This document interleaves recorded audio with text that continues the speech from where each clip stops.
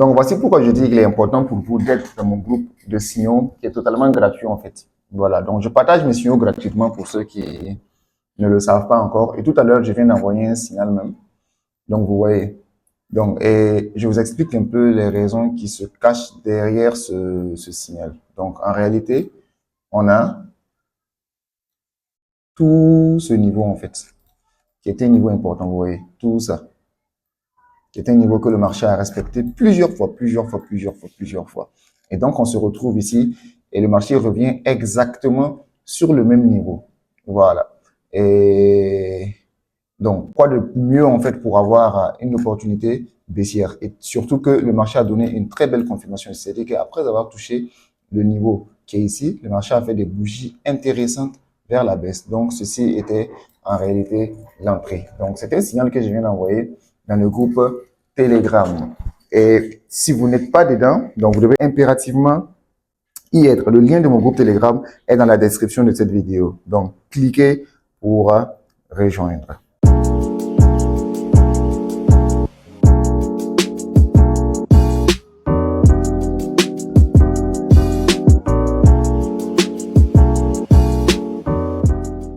Salut à tous et bienvenue dans cette vidéo. Donc, si tu es nouveau sur cette chaîne, je t'invite à t'abonner, à liker la vidéo et à activer la cloche de notification pour ne pas rater mes prochaines vidéos. Dans cette chaîne YouTube, je traite purement de trading, de stratégie de trading, de risk management et aussi de psychologie de trader. Et j'ai même écrit un livre à cet effet.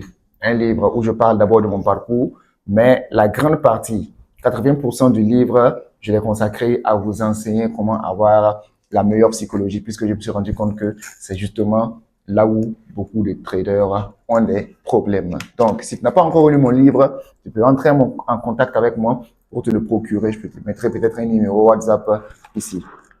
Donc, le livre est disponible partout.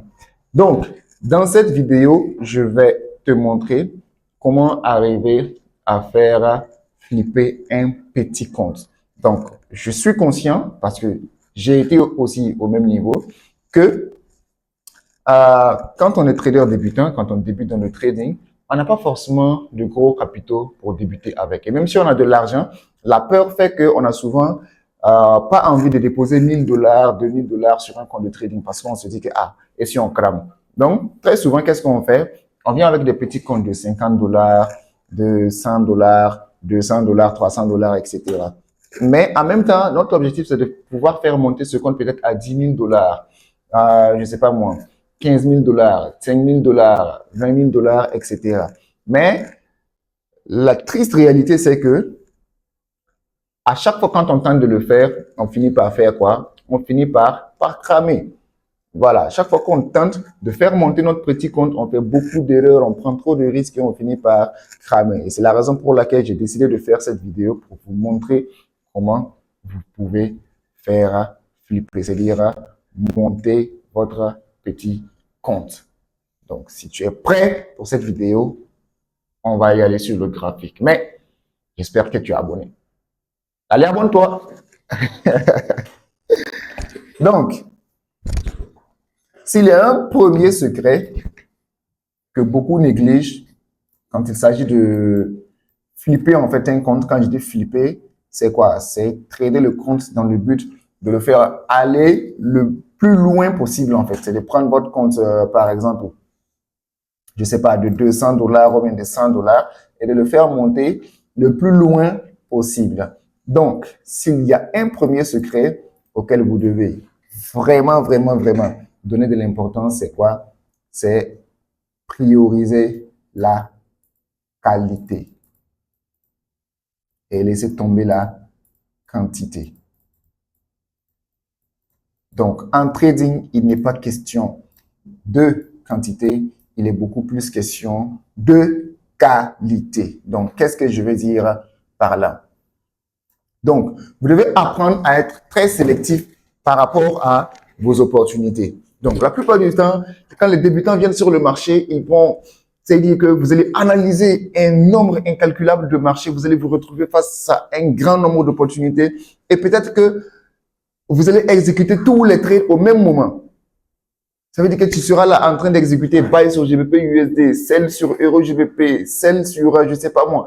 Donc, tu retrouves avec 10 opportunités à la fois parce que tu te dis que le plus d'opportunités tu prends, le plus d'argent tu vas faire. Mais en réalité, croyez-moi, c'est non. Un bon trader, surtout un trader qui trade avec un petit capital, doit toujours s'assurer de mettre l'accent, de se concentrer uniquement sur les trades que j'appelle les A+ setup.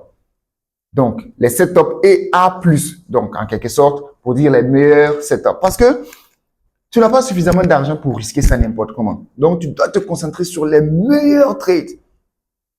Donc, tu dois avoir cette patience-là d'attendre pour que tes meilleurs setups se présentent avant d'exécuter tes trades. C'est le type de setup que nous, on a l'habitude de prendre dans notre club de 1%. Donc, le club de 1%, c'est notre cercle fermé de traders où nous tradons tous les jours, nous faisons des analyses en live.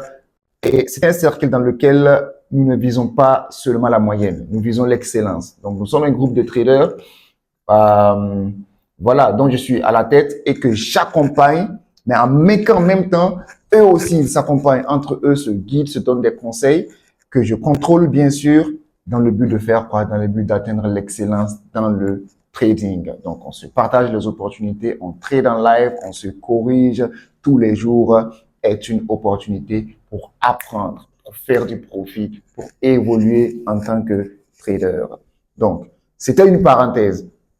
Donc, un setup A+, c'est quoi? Un setup A+, c'est un setup qui respecte vraiment toutes les, voilà, qui respecte vraiment toutes les conditions de ta stratégie. Donc, ça veut dire que si ta stratégie dit que tu dois attendre que le marché soit dans une tendance avant d'exécuter un trade, tu dois obligatoirement attendre la tendance. Ça veut dire que tu ne vas pas être là à prendre un marché qui va en contre-tendance. Ta stratégie dit que tu dois obligatoirement avoir tel élément avant de prendre. Tu dois obligatoirement attendre les éléments. Donc, c'est ce que j'appelle les A+ setup. Donc, il faut prioriser la qualité au-delà de la quantité. Ce n'est pas le nombre de trades qui compte, c'est la qualité des trades en réalité qui va être le plus important. Et deuxième secret, il faut apprendre à prendre un seul trade à la fois. Ça rejoint en réalité le premier conseil en fait. Un seul trade à la fois. Donc, il faut pas être là à prendre 10 trades, 20 trades et à espérer que ça marche. Donc, le troisième élément que vous devez prendre en compte, c'est quoi?